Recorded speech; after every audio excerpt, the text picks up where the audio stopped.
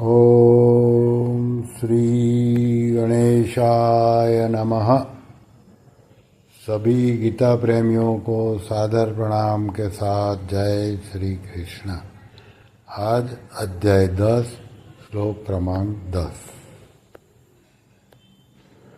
पूर्व श्लोक में भक्तों के द्वारा होने वाले भजन का प्रकार बताकर अब आगे के 2 श्लोकों में भगवान उन पर विशेष कृपा करने की बात बताते हैं। ओम श्री परमात्मने नमः। भगवान उवाच तेषां सततयुक्तानां भजतां प्रीतिपूर्वकं ददामि बुद्धियोगं तं येन मामुपयान्ति ते।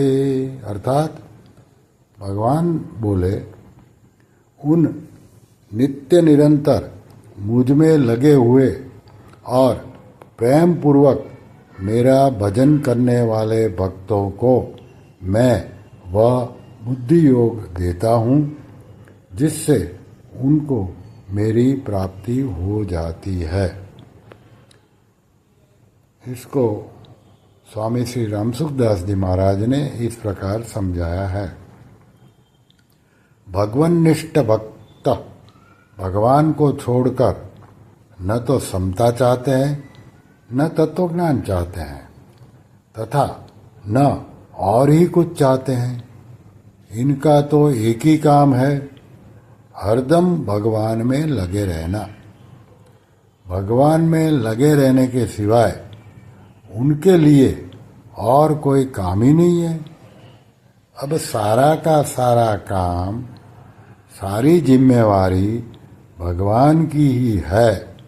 अर्थात उन भक्तों से जो कुछ कराना है, उनको जो कुछ देना है आदि सब काम भगवान का ही रह जाता है।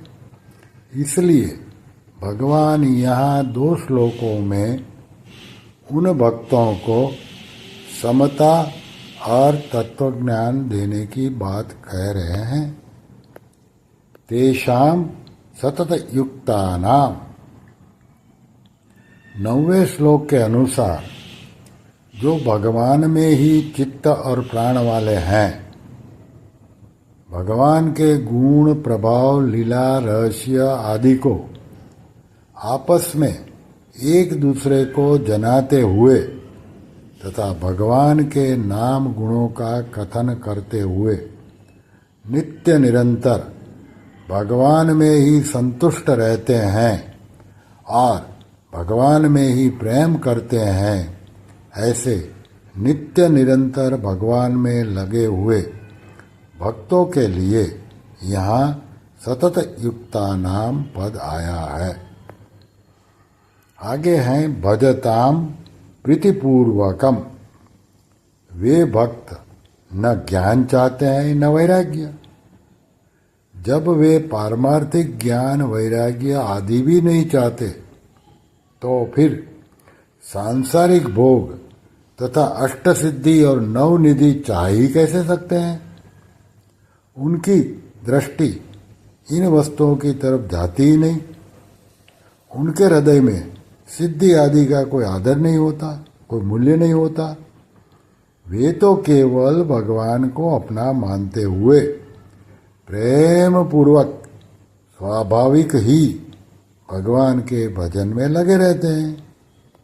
उनका किसी भी वस्तु, व्यक्ति आदि से किसी तरह का कोई संबंध नहीं रहता। उनका भजन भक्ति यही है कि हरदम भगवान में लगे रहना है। भगवान की प्रीति में वे इतने मस्त रहते हैं कि उनके भीतर स्वप्न में भी भगवान के सिवाय अन्य किसी की इच्छा जागृत नहीं होती। ददामि बुद्धि योगम तत् किसी वस्तु, व्यक्ति, घटना, परिस्थिति आदि के संयोग वियोग से अंतःकरण में कोई हलचल न हो, अर्थात संसार के पदार्थ मिले या न मिले, नफा हो या नुकसान हो, आदर हो या निरादर हो, स्तुति हो या निंदा हो, स्वास्थ्य ठीक रहे या न रहे, आदि तरह तरह की और एक दूसरे से विरुद्ध विभिन्न परिस्थितियां आने पर भी उनमें एक रूप यानी कि सम रह सके, ऐसा बुद्धि योग अर्थात समता मैं उन भक्तों को देता हूँ। ददामि का तात्पर्य है कि बुद्धि योग को अपना नहीं मानते, प्रत्युत भगवान का दिया हुआ ही मानते हैं। इसलिए बुद्धि योग को लेकर उनको अपने में कोई विशेषता नहीं मालूम देती। ये न मैं उनको वह बुद्धि योग देता हूँ जिस बुद्धि योग से वे मेरे को प्राप्त हो जाते हैं। फिर है मामू पयांती ते, जब वे भगवान में ही चित्त और प्राण वाले हो गए हैं और भगवान में ही संतुष्ट रहते हैं तथा भगवान में ही प्रेम करते हैं, तो उनके लिए अब भगवान को प्राप्त होना क्या बाकी रहा, जिससे कि भगवान को यह कहना पड़ रहा है कि वे मेरे को प्राप्त हो जाते हैं। मेरे को प्राप्त हो जाने का तात्पर्य है कि वे प्रेमी भक्त अपने में जो कमी मानते हैं वह कमी उनमें नहीं रहती, अर्थात उन्हें पूर्णता का अनुभव हो जाता है। श्री कृष्ण शरणं मम, श्री कृष्ण शरणं मम, श्री कृष्ण शरणं मम। ओम श्री कृष्णार्पणमस्तु।